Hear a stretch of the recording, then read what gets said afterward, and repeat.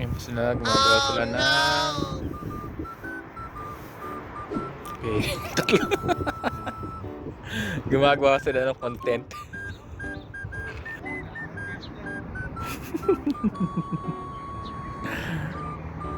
Ay, nako, kasaway. Si Mark, si PJ, tsaka si Jayron.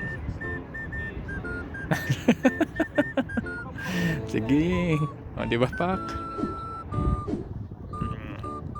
While waiting ng bus, they making a TikTok. So, ako naman, gagawa ko ng pang reels.